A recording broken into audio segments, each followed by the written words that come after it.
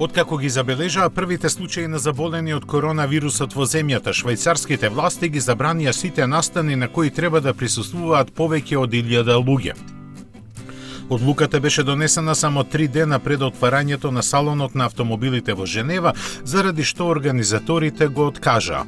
Изразувајќи жалење за ситуацијата, тие соопштија дека здравјето на сите учесници е врвен приоритет и дека на посетителите кои купиле влезници парите ќе им бидат вратени. На изложувачите пак, кои вложија многу труд, време и средства, штетата никој нема да им ја надомести. А таа е огромна, најмногу за малите и непознати фирми на кои настапот на салонот им беше најделотворен начин да се представат на јавноста. Не само на околу 600.000 посетители, колку што се очекуваа, туку и на целиот светски аудиториум преку известувањата на бројните новинарски екипи. Меѓу нив требавме да бидеме и ние, но ете моравме да останеме дома.